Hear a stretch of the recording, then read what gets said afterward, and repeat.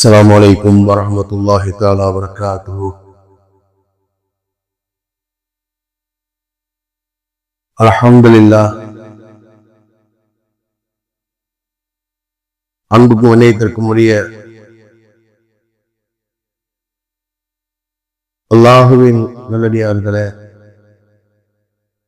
அருமை சகோதரர்களே, அல்லாஹ்வுடைய பெரும் கருணையினால்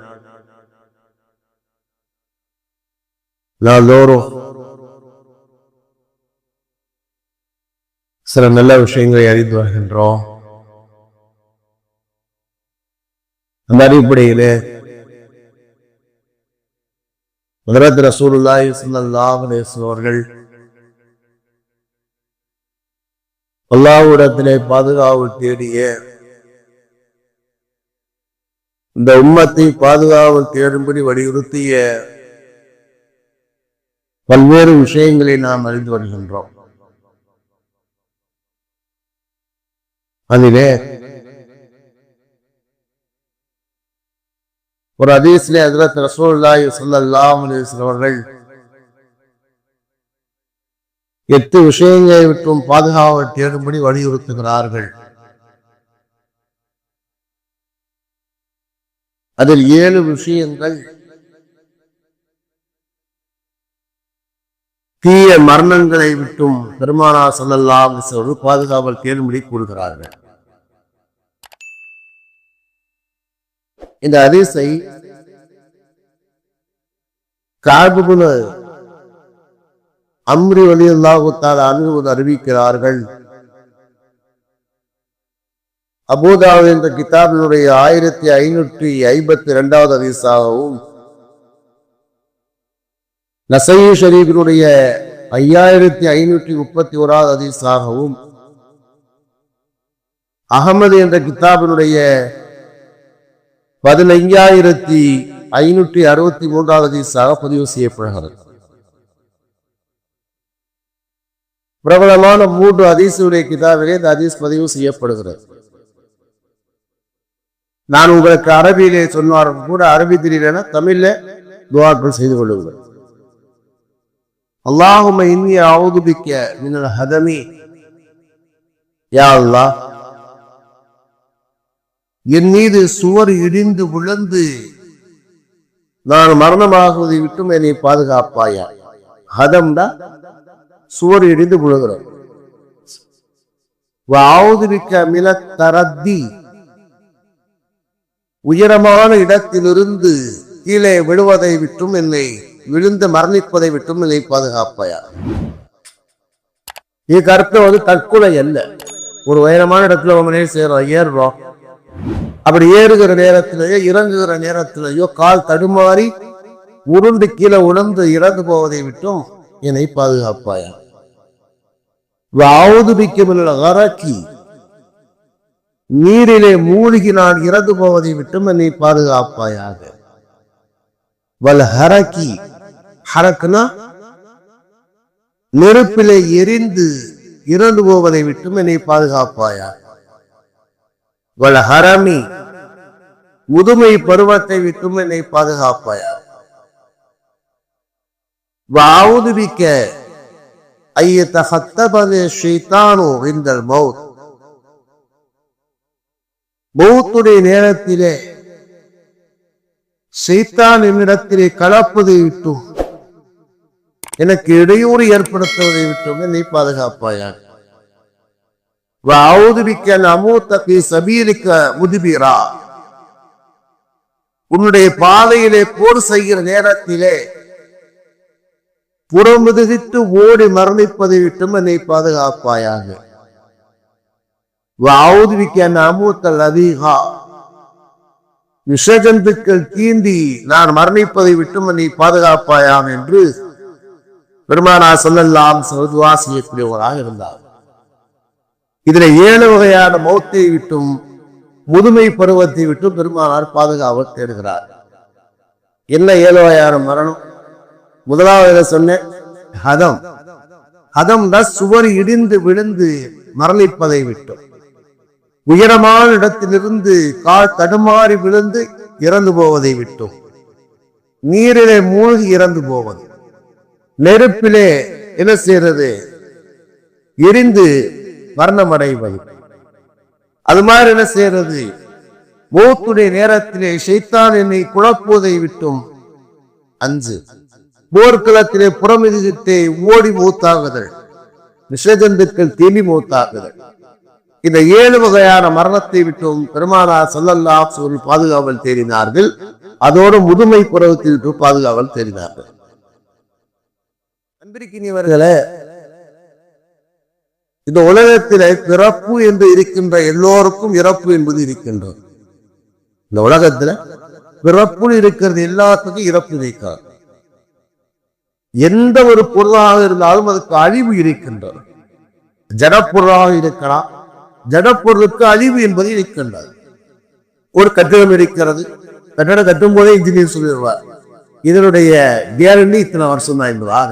அதுக்கப்புறம் ஆட்டோமேட்டிக்கா பலகீனமாயிடும், அதுக்கப்புறம் என்ன செய்யற பலகீனமாக டேமேஜ் ஆயிடும். சரியா? இந்த உலகத்திலே எல்லோருக்கும் என்னுடைய அழிவு என்பது இருக்காது. ஆனால் உயிரோடு இருக்கின்ற எல்லாத்துக்கும் பிறப்பு இருக்க, எல்லோருக்கும் இறப்பு இருக்காது. எல்லாம் சொல்லுவா குள்ளும நிலைகாப்பா. இந்த உலகத்துல எல்லாம் அழியக்கூடியது, உயிர் இருக்கின்ற உயிரற்ற எல்லாம் அழியக்கூடியது. அது மாதிரி குள்ளுணம் சேர்ந்த ஆயக்கத்தில் மௌத், எல்லா ஆத்மாவுக்கும் மூத்து இருக்கிறார். மௌத்தை விட்டு யாரும் தப்பிக்க முடியாது. அல்லாஹ் சொல்வான், குளிர்நல் மௌத்தல்லதை தத்திருவோம் நம்பினு. நபி, அந்த மக்களிடத்திலே சொல்லுங்கள், நிச்சயமாக நீங்கள் மௌத்தை கண்டு விரண்டு ஓடுகிறீர்கள், ஆனால் நிச்சயமாக அந்த மௌத்து உங்களை அடைந்தே தீரும் என்று அல்லாஹ் பக்தாலா கொடுக்கும். அதனால மௌத்தை விட்டு யாரும் தப்பிக்க முடியாது. ஐநமா தக்கூட எதிரிக்கும் மௌத்து முருதி செய்யறா. இரும்பு கோட்டையில இருந்தாலும் மௌத்து வந்தே தீர்வு என்று அல்லாஹ் பக்தாலா. இந்த உலகத்துல எல்லோருக்கும் மௌத்து என்றது. அதனாலதான் இந்த உலகத்திலே மாற்று கருத்து இல்லாத ஒரே விஷயம் மௌத்து மட்டும்தான். எல்லா சமயத்தாலும் ஏற்றுக்கொள்ளப்பட்டது மௌத்து மட்டும்தான். அதான் அல்லாஹ் சொல்லுவாங்க, பாபுது ரப்பக ஹத்தா யாத்திய கிளைக்கு, உறுதி வருகின்ற வரைக்கும் இறைவனை வணங்க என்று அல்லாஹ் தஆலா கூறுவார். அங்கு யக்கீன் உறுதி என்பதை மௌத்தைத்தான் அல்லாஹ் தஆலா கூறுகிறார். என்றால் உலகத்தில் எல்லா விஷயங்களிலுமே கருத்து வேற்றுமை இருக்கிறது. அது இறைவனாக இருக்கலாம், இறை தூதர்களாக இருக்கலாம், வேதங்களாக இருக்கலாம், எல்லாவற்றிலுமே கருத்து வேற்றுமை இருக்கிறது. விதியை ஏற்றுக்கொள்ளக்கூடிய மக்களும் இருக்கிறார்கள், மறுக்கின்ற மக்களும் இருக்கிறார். மறுமை ஏற்றுக்கொள்கிற மக்களும் இருக்கிறார்கள், மறுக்கின்ற மக்களும் இருக்கிறார். உலகத்துல கருத்து வேறுபாடு இல்லாத எந்த விஷயம் கிடையாது. நம்ம எந்த விஷயத்தை நம்ம இறங்கினாலும் அதில் மாற்று கருத்து உழைவு இருக்கதான் செய்வார். ஆனா மாற்று கருத்து இல்லாத ஒரு விஷயம் இருக்கு அப்படின்னா மௌத்து மட்டும்தான். எல்லா சமயத்தாரும் ஏற்றுக்கொள்ளப்படும், எல்லா மனிதர்களும் ஏற்றுக்கொள்வாங்க. ஏன்னா கண்கூடா பார்த்துறாங்க. கண்கூடா பார்த்து எப்படி இல்லையே தர முடியும்? நேற்று வரைக்கும் அவர் கூட வந்து மூத்தாவை படித்து வரப்பாரு. இந்த மாற்று கருத்து இல்லாத விஷயங்கள் மௌத்து மட்டும். அப்ப இந்த உலகத்துல நம்ம வந்துட்டோம், என்னைக்கு இருந்தாலும் மூத்தாதான் பார்ப்போம். அதனால மௌத்தை பத்தி பயப்படுங்கிற தேவையில்லை. ஆனா மௌத்துக்கான தயாரிப்பு என்பது இருக்கு. பெருமானா சொல்வாங்க, அமீனில் மௌத், நீ மௌத்தை விட்டும் பயமற்றவனாக இரு. குறிப்பிட்ட காலம் வாழ்வதற்கு உனக்கு அவகாசம் வழங்கப்பட்டிருக்கிறது, அவ்வளவுதான். இந்த உலகத்துல குறிப்பிட்ட காலம் வாழ்வதற்கு அவகாசம் கொடுக்கப்படுகிறது, அவ்வளவுதான். இது நிரந்தரம் அல்ல. இங்கே வருகிற நேரத்திலே அதை நம் நல்வழியிலே பயன்படுத்தி கொண்டால் நாம் வெற்றி அடைய முடியும். நான் மலேசியாவில் 4 வருஷம் ஒரு வேலை பார்த்தேன் ரெஸ்டாரண்ட்ல. அந்த ஏர்போர்ட்ல இறங்கினோடனே அந்த முதலாளி செய்வாரு, கார்ல அழைச்சிட்டு போவார். முதலாளி கூட்டு போற இன்கிரேஷனுடைய ஃபார்மாலிட்டிஸ் எல்லாம் கூட்டு போவார். கூட்டிட்டு போகையில அவர் பொதுவான உபதேசம் எல்லாத்துக்கும் சொல்லுவார். நாங்க போய் சொன்னார், என்ன சொன்னார்னா, 2 விஷயம் தான் தம்பி, 2 விஷயம் தான். இத எனக்கு சொந்தக்காரங்களும் இருக்கீங்க, சொந்த இல்லாதவங்க இருக்கிறீங்க, முஸ்லீம் இருக்கீங்க, காஃபிரும் இருக்கிறீங்க, எல்லாரும் இருக்கீங்க. என்னைய பொறுத்த வரைக்கும் அப்படிங்கதான் நான் முதலாளி, நீ தொழிலாளி, இவ்வளவுதான். சரியா? உறவு இல்லாதவன் முஸ்லீம் காஃபிர் எல்லாரும் அதுவே செய்யலாம். கடையை பொறுத்த வரைக்கும் எல்லாம் ஒண்ணுதான். கடையை பொறுத்தவரைக்கும் எல்லாம் ஒண்ணுதான். என் வீட்டை பொறுத்த வரைக்கும் எல்லாம் ஒண்ணுதான். உனக்கு தேவை சம்பளம், எனக்கு தேவை வேலை சொல்லுவார். ஃபர்ஸ்ட் உனக்கு தேவை சம்பளம், எனக்கு தேவை வேலை. சம்பளம் கரெக்டா கொடுப்பேன், வேலையை நீ கரெக்டா பார்க்கணும். யாரு சொந்தக்காரன் அந்த வீட்டில் செய்யறது வேலையில ஒப்பிடிக்க கூடாது, வேலையில கரெக்டா இருக்கணும். நீ லீவு நேரத்துல ஃப்ரீ டயத்துல என் வீட்டுக்கு யாரு வேண்டாலும் வரலாம், இருக்கலாம், சாப்பிடலாம், அது எந்த இதுவும் இல்லை. யாரும் கூச்சப்பட தேவையில்லை.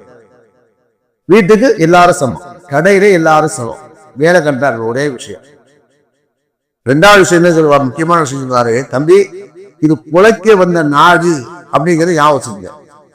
உழைக்க வந்த நாடுங்கிறத ஞாபகம் வச்சுக்க. இங்க வந்து நீ என்ன செய்யற, நீ வேலை பார்ப்ப, நான் சம்பளத்தை கொடுத்துருவேன், அதோட உனக்கு எனக்கான கடமை முடிஞ்சு, சரியா? உனக்கு எனக்கான பங்கு முடிஞ்சு.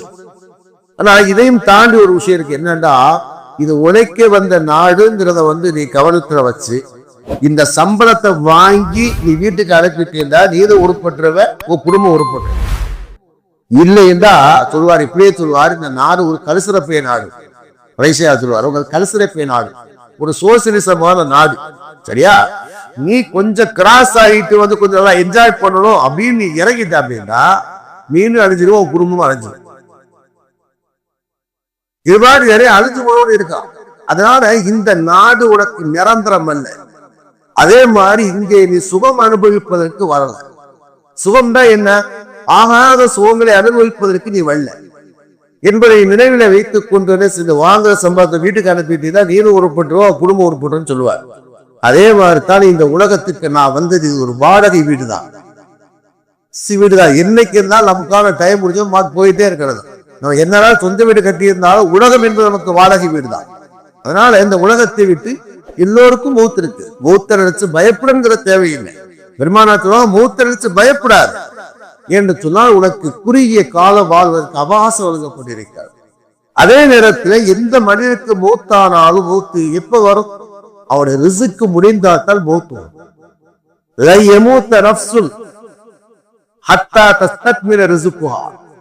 பெருமானார் சொல்லுவாங்க, இந்த உலகத்திலே யாருக்கான ரிசுக்கு முடிகின்ற வரைக்கும் நிச்சயமா அவருக்கு மௌத்து வராது. இந்த உலகத்தில் அவனுக்கான ரிசுக்கு இருக்கிற வரைக்கும் இந்த உலகத்துல வாழ்வான். எப்போது அவனுக்கான இரணம் முடிகிறதோ அப்போதான் அவனுக்கான மரணம் வருகிறது. இல்லைன்னா இழுத்துக்கிட்டாலும் கிடப்பான தவறே செய்யாது, மூத்தாக மாட்டான். சரி, ஒரு விஷயம். இப்ப இந்த உலகத்துல வந்து எல்லாத்துக்கும் மௌத்துங்கிறது இருக்கு, சரி, ஒண்ணு நேராயிடுச்சு. ஆனால் அதே நேரத்திலே நம்முடைய மௌத்து என்பது ஒரு உயர்ந்த மௌத்தாக இருக்கும். நம்முடைய ஒரு உயர்ந்த மௌத்தாக இருக்கு. நல்லா கேட்கணும். எப்படிப்பட்ட மௌத்து, நம்முடைய முன்னோர்கள் வந்து எப்படி மரணித்தார்கள்? ஒரு இபாதத்துடைய நிலைமையில இபாதத்தை செய்கிற நேரத்திலேயே நமக்கு மௌத்து ஏற்பட வேண்டும். உஸ்மானிய அவங்க என்ன செய்யறாங்க, நோன்பு வைத்திருக்கிறார்கள். அசருக்கு பிறகு தண்ணீர் கூட அவருக்கு தடை செய்யப்பட்டிருக்கிறார், வீட்டை சுற்றி முற்றுகையிடப்பட்டிருக்கிறார். நேரத்தில் மனைவி என்ன செய்யறாங்க, அழுகுறாங்க. நோன்பதற்கு தண்ணி தர மாட்டேங்கிறீங்களே என்பதாக முதல் சொல்லுவாங்க. பெருமானார் ஸல்லல்லாஹு நேற்று வந்து கனவிலே சொன்னார், உஸ்மான் நோன்பை திறப்பதற்கு நீ நம்மிடத்தில் வருவாய் என்பதா, நம்மிடத்தில் வந்து விடுவா என்பதா. அப்படின்னா என்ன அர்த்தம், உனக்கு நோன்பு திறக்கிறது கூட இந்த உலகத்திலே தண்ணீர் கிடைக்காது, அதுக்குன்னு இடத்துல வந்து சேருவாய் என்பதாக. இந்த உலகத்தில் நம்முடைய முன்னோர்கள் நல்லடியார்கள் இபாதத்துடைய நிலைமையிலேயே மூத்தானார்கள். அப்படிப்பட்ட மூத்த கேட்டார். அல்லது இப்படிப்பட்ட மரணங்கள் இருக்கிறது என்னவென்று சொன்னால், அதாவது மூத்துக்கான தயாரிப்போடு இந்த உலகத்தை விட்டு மகிழ்ச்சியோடு விடைபெற வேண்டும். அல்லாம இக்பால் சொல்லுவாங்க இல்லையா, மனிதன் நீ பிறக்கிற நேரத்திலே என்ன செய்கிறாய், நீ அழுகிறாய், மக்கள் சிரிக்கிறார்கள். நீ மூத்தாகிற நேரத்தில் மன மகிழ்ச்சியோடு இந்த உலகத்தை விட்டு விடைபெற வேண்டும். உன்னை பிரிந்த மக்கள் அழவேறும் என்பதா. நம்ம போகிற நேரத்தில் எப்படி போறது, பெருமானார் சொல்லுவாங்க, மௌத்துங்கிறது ரெண்டே தான். அல் மௌத்து முஸ்தரீகு முஸ்தரா.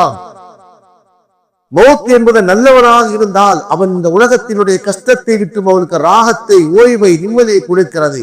அவன் கெட்டவனாக இருந்தால் அவனுடைய துன்பத்திலிருந்து மக்கள் நிம்மதி அடைக்கிறார்கள். நம்முடைய மௌத்து எப்படி இருக்கணும் அப்படின்னா, முதலாவதாக இருக்க வேண்டும். நாம் இந்த உலகத்தினுடைய எல்லா வகையான கஷ்டங்களை விட்டு நிம்மதியாக நிறைவாக இந்த உலகத்தை செய்யணும். இதே கிளாரையரை பத்தி சொல்றாங்க, மூத்துடைய நேரத்தில் நம்முடைய மகன் அழுகிறாங்க. அவர் சொன்ன அந்த மகளை ஏன் அழுகிறார், இந்த நாளை எதிர்பார்த்து நான் 3000 தடவை குரான் ஓதின தயாராக இருக்கிற இந்த நாளை எதிர்பார்த்ததாக சொன்னாங்க. இந்த நாளை நான் அவரோடு எதிர்பார்த்து நான் 3000 தடவை குரான் ஓதி வைத்திருக்கமாக அவங்க சொன்னாங்க. அப்ப நம்முடைய மூத்து எப்படி இருக்கணும், ஒண்ணு இபாதத்தோடு மூத்தா. அப்படி இல்லாவிட்டால் அந்த இபாதத்தை செய்து நாம் நிறைவானவராக மூத்தா. இப்ப நான் மூத்தாயிட்டேன், அல்ஹம்துலில்லாஹ் பதிலுடைய தொழுகை நிறைவோடு செல்ல வேண்டும். அதே மாதிரி இந்த மௌத் என்பது நம்முடைய நம்முடைய உறவுகளோடு மகிழ்ச்சியாக விடைவிட்டு செல்லக்கூடிய மௌத்து ஏற்பட வேண்டும். சில பேர் அப்படிதான் மூத்த இருக்காங்க. என்ன அப்படின்னா நம்முடைய உறவுகளை கூப்பிட்டு எல்லாத்துக்கும் நான் போயிட்டு வரமா, எல்லாம் துவா செய்யுங்க, யாரும் அழுகாதீங்க, கவலைப்படாதீங்க என்பதாக சொல்லி மரணம் அடைந்தோடு இருக்கிறார்கள். அபூஸூத் மௌலானா இருந்தாங்க, பெங்களூருடைய மதரசாவுடைய நிறுவனர் அபூஸூத் மௌலானா. கடைசி நேரங்கள்ல அவங்க ஹாஸ்பிட்டல் இருந்தாங்க. எல்லாம் சொல்றாங்க அவங்க பத்தி. லோருடைய நேரம் தன்னுடைய முஃப்தி எஸ்எம்பிஎஸ் கூப்பிட்டாங்க. அவங்க ஃபாத் ஆயிட்டாங்க. கூப்பிட்டு சொல்லாங்க அப்படின்னா, தம்பி நீ டிஸ்சார்ஜ் பண்ணியிருப்பாங்க.